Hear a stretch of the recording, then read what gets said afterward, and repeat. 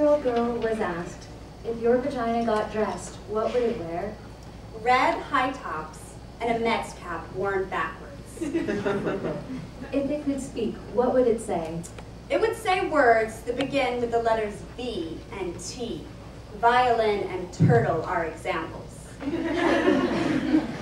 What does your vagina remind you of? A pretty dark peach. Or a diamond I found in a treasure and it's mine. What's special about your vagina? Somewhere deep inside it has a really, really smart brain. And what does it smell like? Snowflakes.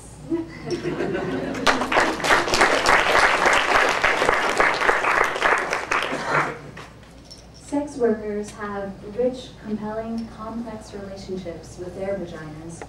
This particular woman blows my mind. She was a sex worker, but she only does sex work with women. I love vaginas. I love women.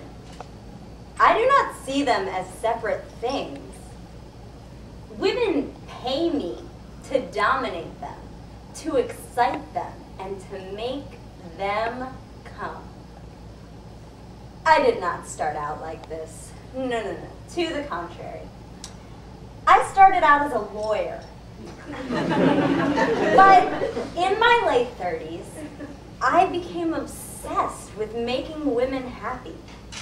It began as a mission of sorts, but then I got involved in it. I got very good at it, kind of brilliant. It was my art. I started getting paid for it. It was as if I had found my calling. I wore outrageous outfits when I dominated women. Lace and silk and leather. And I used props. Whips, handcuffs, rope, dildos. There was nothing like this in tax law. There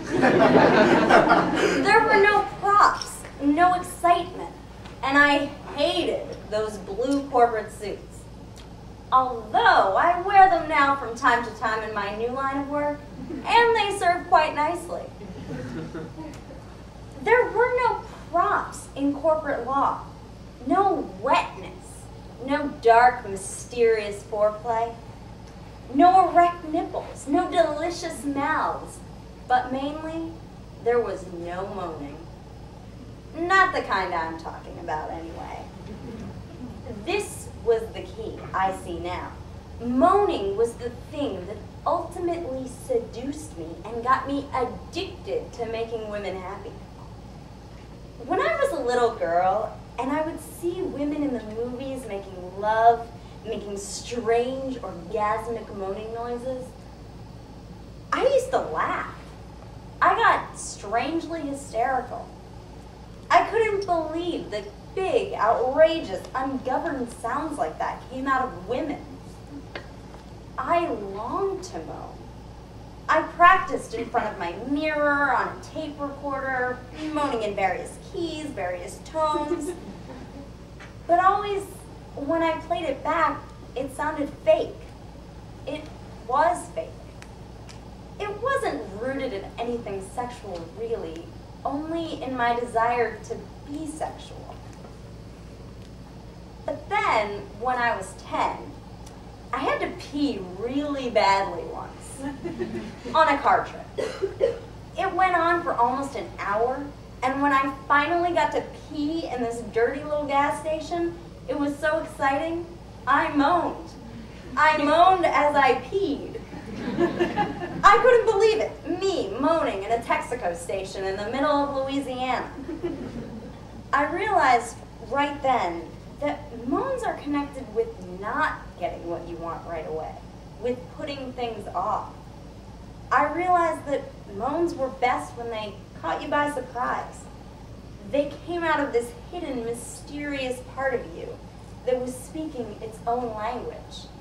I realized that moans were, in fact, that language. I became a moaner. It made most men anxious. Frankly, it terrified them.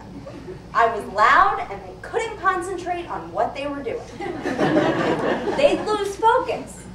Then they'd lose everything. We couldn't make love in people's homes. The walls were too thin.